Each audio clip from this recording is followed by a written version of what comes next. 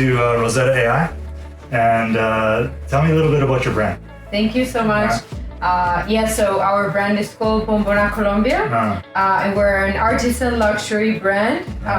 We focus on leather goods, and we make all of our goods in Colombia. We associate with artisans from the Nariño region that's near Ecuador. And we wish, our biggest purpose is that people know more about Colombia. They're motivated to know more and just to share, our heritage, and for people just to value and to appreciate our handcraft. That's super cool. I think these days the handcrafted stuff is more attractive than ever. Yeah. Right? I know I have friends who are into it too, and but what I'm really curious about is how you started. Okay, how did you decide that you wanted to do an online business? Yeah, well, that's a very good question. The first thing is that I'm Colombian. I've been living abroad for 17 years, and every time I was back in Colombia, I was really starting to appreciate more and more Colombian handcrafts, and I was thinking I wanted to do a business out of that because people sometimes don't know much about Colombia, or they might have a bad image. So I wanted people to just to discover, Colombian leather, which it's an amazing leather. I think people think about, Italian leather, but they maybe don't know much about Colombian leather. So I decided to create this brand and then how did I decide to make it online? Or did you ever have an offline shop, or did you go straight to online? No, actually not. I thought, the way for more people to be able to discover the brand was online. I think makes sense. Yeah, and it would be just a way for more people to know about Colombia and to get interested in it. So for me, it was kind of a very easy decision to go online. Okay, cool. So then you've got a pretty interesting brand name. I'm not quite even sure if I want to try to pronounce it again. How do you pronounce it? Yeah, Bomboná. Bomboná. Okay, Bomboná. Super cool. So what does that mean? What's that all about? That's such a good question. So because I've lived abroad, and I lived in France, in mainland China, Taiwan. So I wanted to find a name that it can be pronounced in different languages because I thought then it would be hard for people to remember. And I started getting interested in some Colombian indigenous dialects names. And I was really searching, and it was not easy to find a name that it was easy to pronounce. And then I was looking at the map of Colombia. I was looking at the Nariño department, which is where we do the bags. And I was seeing some place, and I just found this place, Bomboná, and I was like, wow, this is such a beautiful name. And then I started searching about it, and it's kind of a historical place. There was some battle there. A lot of people in Colombia. So it's a historical place. Yeah, it's a historical. It's not that hard to pronounce actually. Bomboná. Yeah, Bomboná. So the other thing is that I thought Bomboná would be easy to pronounce. That was the first thing. It still reflects Colombia. And then the other thing is that I thought, the visual part of the B and the O will be kind of visually beautiful, and also the B will be like the 8 in Chinese culture, which is a lucky number. Lucky number, that's right. And then rounded, the rounded shapes, which is a lot like it means like completeness and not lacking of in Chinese culture. So I thought it's also. So you were considering the market in Taiwan? Yeah, definitely. That's where you're at? Definitely. I'm physically, I live in Taiwan, so I was thinking also I want people in this market and in this culture to be able to recognize my brand and to like it visually. So I was very excited to choose this name. So you're thinking about, where you came from in developing your brand, but also localizing it for where you are now. Yeah, for different people to be able to recognize it, because some brands will be very hard to pronounce in some languages. Yeah. So I was thinking, I want people to... Is there a transliterated, if that's the right word, version of Bomboná for Taiwan? Or is it just... do you have characters for it? My husband, who's Taiwanese, he had created Bona, for the bag, Bona Bao. Bomboná, okay. Yeah, but we didn't use it that much. We still use Bomboná.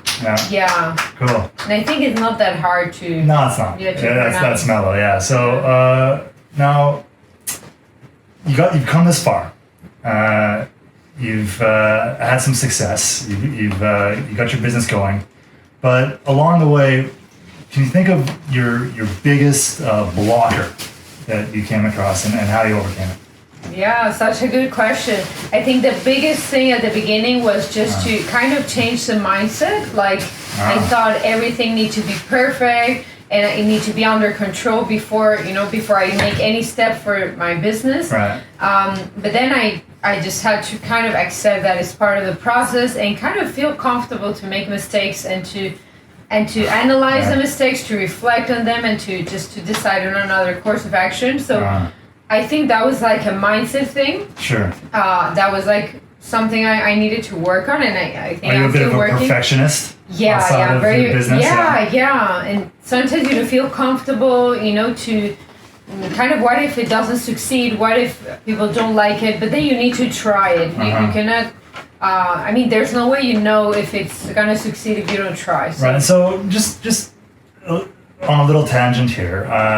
I know this is your side gig. You could say you have another job. Yeah, I have another job. Well, just tell me a little bit about that. What's your other life? My other life, I studied law in France, Right. and I did a master's in international business law. And I work as an auditor, doing technology protection and compliance. So it has nothing to do, with completely. leather.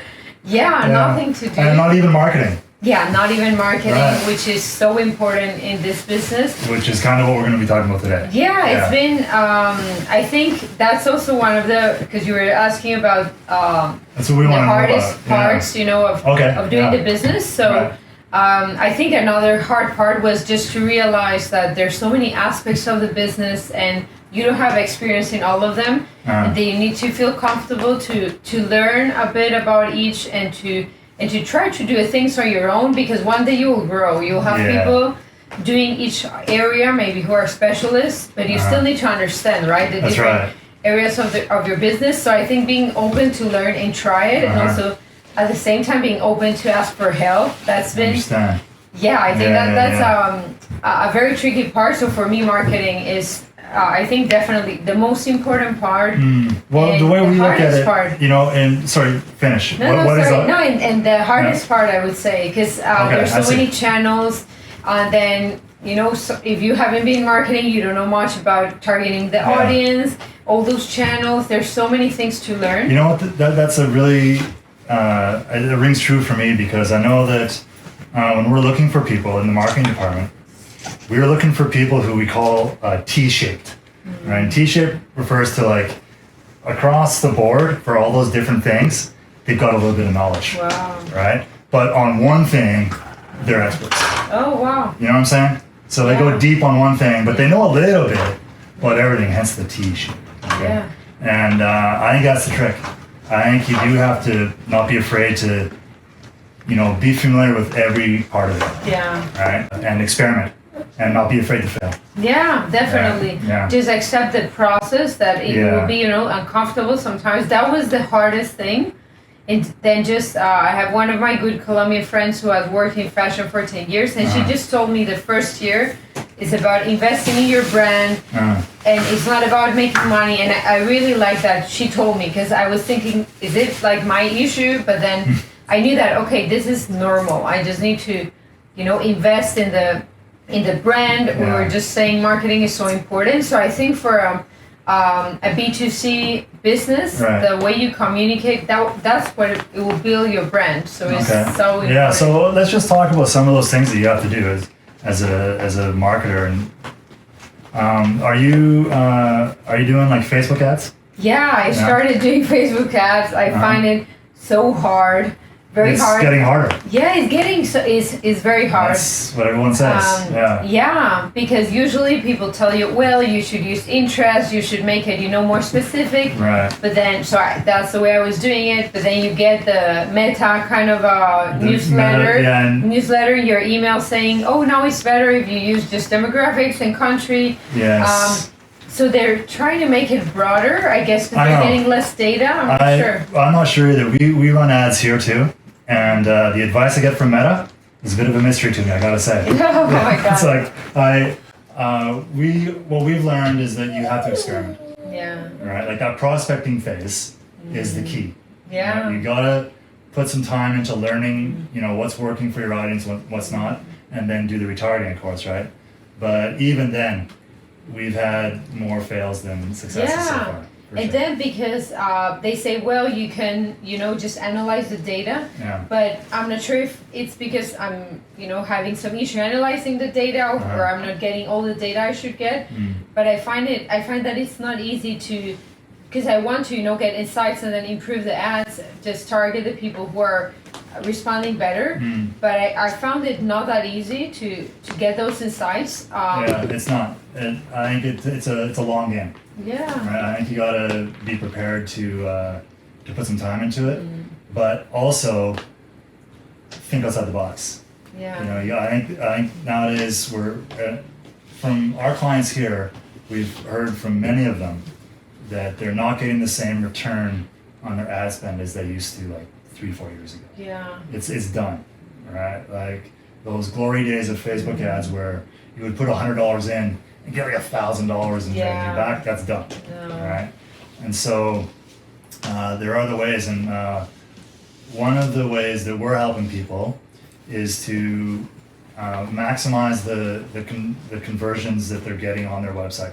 Whatever traffic they got, they want to be converting on, and ultimately, it's what we try to help them with is just increasing that average order value. Like somebody comes in to buy one bag, instead we recommend some stuff to them, and they end up buying 3 bags. Oh, that's great. That's the name of the game for what we do, and but it takes you need to have a branded website. Yeah. To get that going. Do you have? I know you have. Yeah, I have like the official website.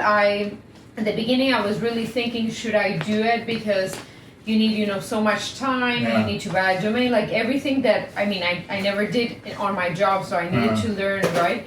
You do it yourself, yeah? Yeah, I did it myself. Actually, I had a failed one on Wix because I couldn't do all the languages and all the things I wanted to do. So after building the one on Wix this year, I built one with my husband on WordPress, but both of us are not engineers, so it was a lot of learning. But I would say I'm very happy we did create our own website, because I also put my products on different platforms.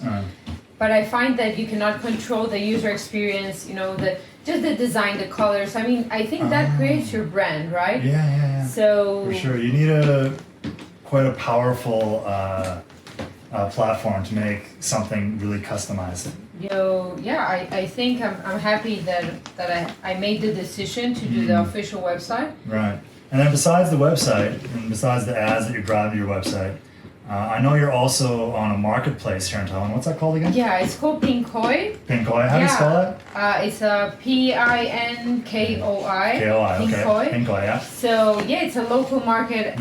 They also sell to Japan and I think some countries in Southeast Asia. Cool.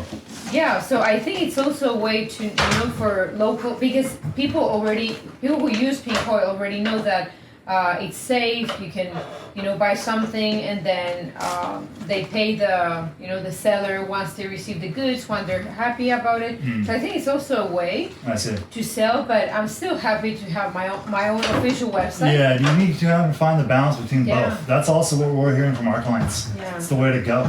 The traffic's on the marketplace, but the brand building's on the website. Yeah, definitely. And then it gives some kind of credibility, I think. Yes. When people are wondering, is this brand okay? And they see you have an official website, I think it gives some kind of credibility. Absolutely, because I know, like, from my experience on whatever, like Amazon or Shopee in Taiwan or something like that, like, you'll see a seller there, and it just looks a little bit, like, not quite legit. Yeah. You know what I mean? Just with the way they set it up. Yeah. Right? Some are better than others. Then, of course, the ones that have a great website are the ones I think are the ones. Yeah, depending, I think, also on your product. Yeah. I think for a bag, people are more picky about the features of the bag, how it will look, so what will it communicate about them. So I think it's not just about, people say about being materialistic or something, but I think when you wear something, it is communicating something about your style, your values. Definitely. And I think that's why communicating your values of the brand is so important, Right, because okay. like I had one of my Taiwanese friends, she said, she told me, well, you know, some people like the stories about mafia. Why don't you create a brand about Colombian mafia? I said, God, okay. you know, it was crazy. I told her, I mean, that's the opposite of what I want to do. I had some people saying it would be cheaper just to send your bag to a factory in China. I got more than one person saying that. But I was saying, you know, I want to work with local artisans. I want to kind of support, you know, maintaining the tradition. Because nowadays, if you talk to them, they say, well, younger people want to go to the city. They don't want to do handcrafts anymore. So you're kind of losing those traditional techniques. Right. So if I want to support that, I think first is something I need to communicate, because then it will match with people who care about that. Yeah, that right there that's your brand value, and people value that themselves, shoppers. Yeah, for exactly. Sure. You got to make that connection with those people, right? Yeah. To match the right people, and then just sticking to those values. I guess no people care. People want to wear something, and they're expressing, you know, their kind of their opinions. Yeah, a little bit. Yeah, they're expressing themselves. It's true. It's almost a bit of a performance wearing a beautiful bag like this, isn't it? Yeah. But it feels good. Yes. Right? Yeah, no, definitely. I get it. So that's kind of where you're at and where you've been. What's in the future for you? What do you have any plans? Like anything you can share? Yeah, sure. I think for the future, I would like to continue creating collections that, you know, that honor the Colombian heritage. Like I would like also Colombians to feel proud of those things. Like, for example, this bag, the Carriel, this is a bag from the coffee region in Colombia. And it was usually worn by men, not by women. So I decided to do a female version, kind of more modern version. But this is a bag that has kind of 300 years. And I wish that, you know, Colombian women can also wear it and feel proud that this is our suddenly heritage. I'm completely intrigued by this. I need to know the story about the man bag. What? So for 300 years, it's been a thing that men wear. Yeah. It was, I mean, different, Explain. thicker. So it's usually the coffee pickers in the coffee region, like Medellin, the whole region that is called Antioquia. And they used to wear the bag and ride, you know, the horse or the mule. I see. And they go from one town to other, just picking up coffee. That was the traditional way, you know, when there was not like huge productions. It was more like people pick some coffee beans from one farm and then pick the coffee beans from another farm, and that's the way they would collect all the coffee. And they would also be like transporting things from one place to another. So those men having that kind of job would leave their house for, you know, a month, and they would keep all their valuables, like, you know, the comb, the razor, all those things that they needed for their trip. Right. So that's why the bag has so many pockets, and that has been, you know, a Colombian thing since I was a kid. If I visited the that region, the Antioquia region, I would know that, oh, this thing is kind of Colombian, but I didn't see much more about it. It was kind of, okay, this is Colombian thing. I never worn any until I was living here in Taiwan and went back to Colombia, and it was my Taiwanese husband who, he saw it and he was like, this is such a cool bag. And I was like, yeah, actually aesthetically such a cool bag. You know, sometimes it takes somebody else's point of view, yes, to see that coolness. Especially the local stuff, right? Sure. We're just into it. Right. We have it every day. You're out of touch with how cool it is. So I wish, you know, because you were asking me about my future plans for Bomboná. Like, I wish we can continue creating collections that just show this Colombian heritage, and not only for people abroad to discover Colombia, but also for Colombians to be proud of our heritage. And then I also wish to explore more ways of kind of creating a greater impact for the artisans, just more opportunities just for people to decide to stick to handcraft, because right now they might think, well, it's not well paid, you know, people don't value it. Hey, that's really cool. I want to talk about that too. Like, how do your bags get made? So we collaborate with artisans in Nariño. That's so near Ecuador. They have a tradition of making leather goods for for a long time. I see. They have amazing leather. Like this region has a lot of different climates. It's so they have the Pacific coast, but also mountains, like from the Andes region. Yeah. So they have kind of different climates. It's a very green region, and the leather there is very good. The quality is amazing. And then there has been like artisans for a long time working. Actually, not only that leather, also other handcrafts. I see. So I found like a group of artisans. We started collaborating just before COVID. I wanted to do like adaptation of the bag. So I actually asked a lot of them. Some people didn't want to do the adaptation. They thought, okay, it's too complex. They just thought we will sell you whatever we have. But I wanted to do some changes because I wanted to make it more modern for women to be able to use it. Change the interior part of it. So actually there were a lot of changes. But still keep that exactly man bag tradition. Yeah, the kind of the silhouette, maybe you could say. Yeah, exactly. And then the idea of what it represents. So after COVID started, they told me we're just gonna sell whatever we have. We're not gonna do any new inventory. And people in those regions do other jobs at the same time. Like they can work in the fields, and they told me because of COVID at that time, it's very hard to sell stuff. So they were doing any job they would have. And then when COVID was finishing, finishing is still there. Then later, like last year, we already had a prototype that we had worked just through camera. I was taking pictures, measuring, saying I want to change this, just sending through WhatsApp. The people working on that, which I have to say, I'm very proud of our collaboration because it worked. I mean, they were in Colombia, I was in Taiwan. I think it's a pretty amazing example of collaboration. So that's really cool. So, and during COVID, it had to be all remote anyway. Yeah, so exactly. Yeah. Exactly. The timing couldn't have been better, actually. Yeah, but then last year I went to Colombia in December to see my family, and I took some days to go to Nariño. I've never been there. It's you still have to take the plane because Colombia is pretty big. Not as big as Canada, of course, but it's still big. Yeah. It's like 30 times Taiwan. Yeah. So it was amazing to meet each other, in person, to visit where they live. I visited the leather workshop. That was also amazing to see how the bags are done. You're getting back to your roots. Yeah. A little bit. Yeah. That's really cool. So now, what advice would you have to somebody just starting out? Maybe they have an idea about a product they like, and it's just like just a little seed of an idea at that point. What's the most important thing for them to consider when they're starting out? So many things. Like I would say, first, don't wait for everything to be perfect. Just try. Do it in a small scale.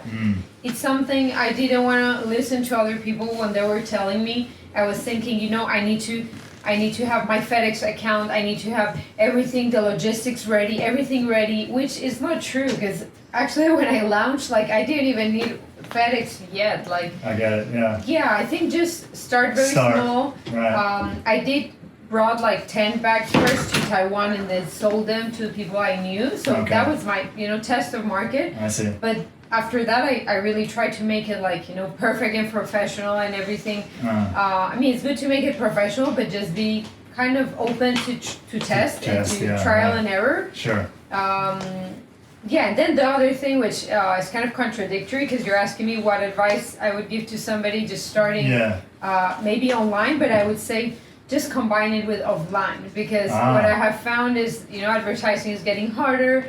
And then, of course, online presence is so important. I was saying I chose to sell online because more people will be able to find my brand.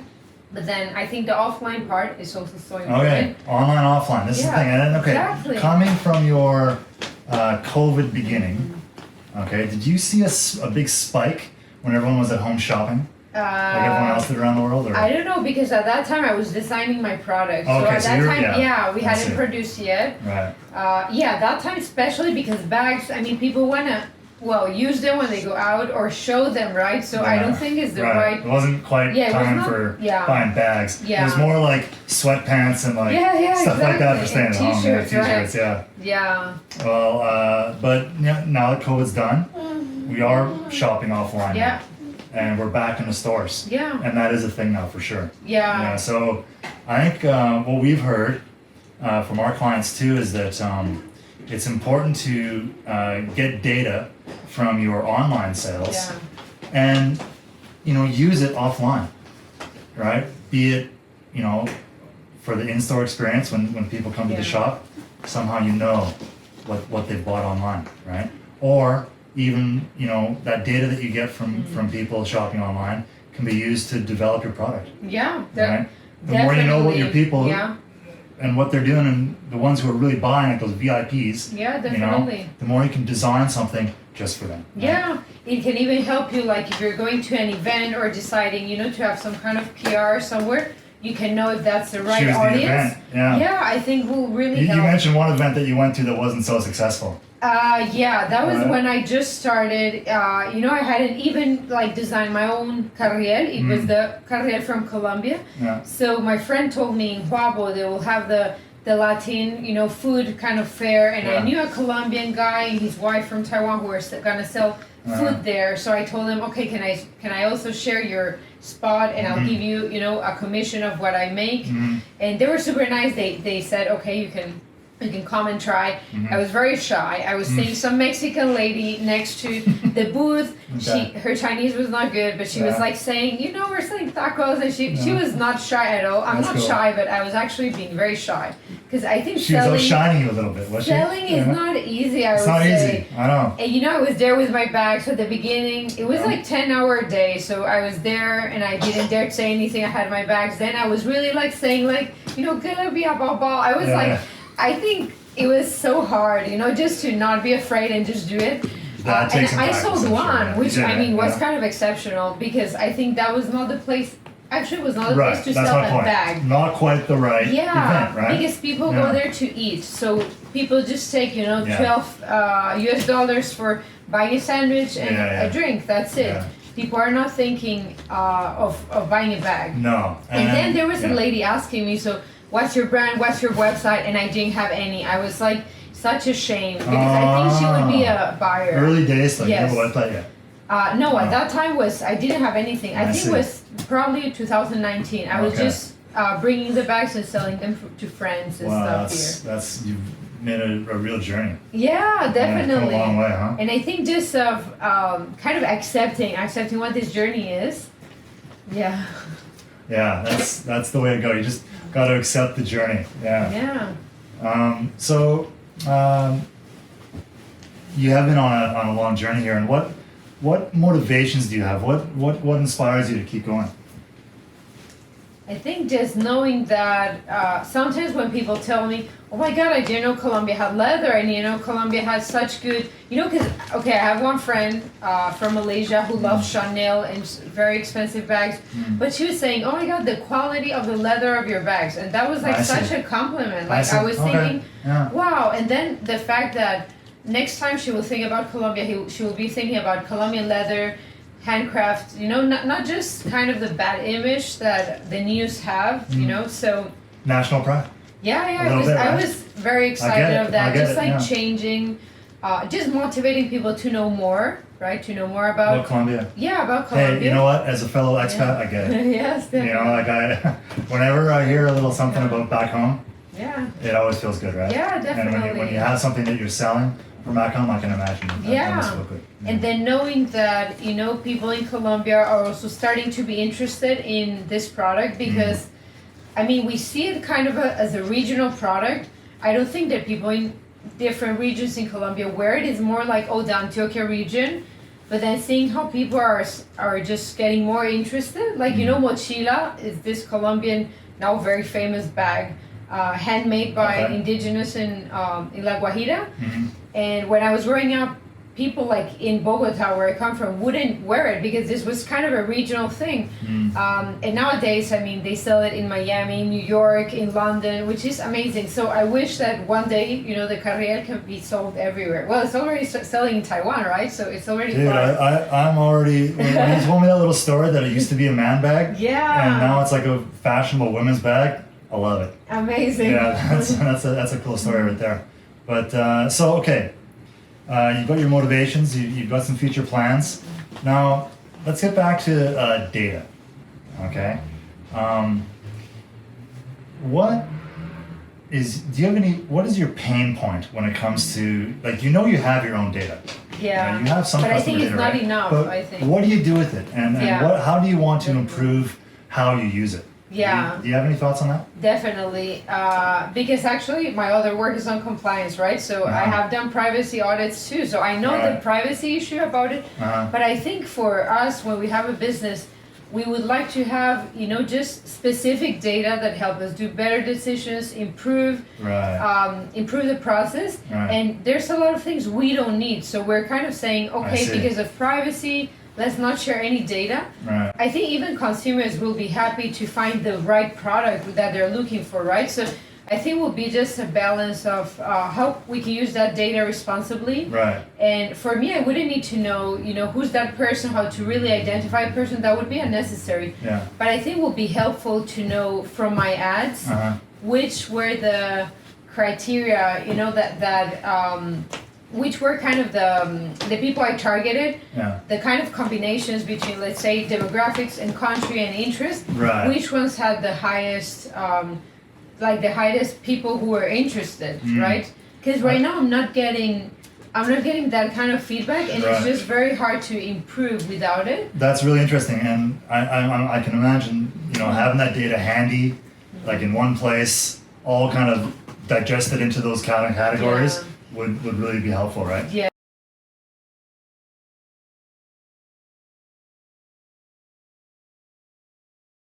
Yeah, so here. definitely. Okay. So if people like the color of this leather, but then the print that you got here is different on another bag, and maybe you mix and match those elements in a way that comes up and that results in a product that's what people want. Yeah, definitely. People look at this product, they look at that product, they look at that product, and you analyze the different elements of those individual products, and you come up with something that is really going to work for you. Yeah, definitely. And even it sounds like it should work for you. Yeah, definitely. Right? I mean, even if let's say that I only had two kind of designs, but if I could know, you know, the person who visited your store, your website, they looked for another kind of bag, like let's say a tote bag, just a different shape, then I could also know, you know, maybe people will be interested in having a tote or another kind of a whole other design, not necessarily the elements, but like a different kind of bag. Yeah, I think that would really help the design. And as you were saying, having it all in one place, because now some people tell you, oh, it's so easy, you know, Facebook, they just tell you what to do, but I actually I didn't find it that easy. And then to compile, you know, the insights from different places. You want to centralize all that data. One source of truth.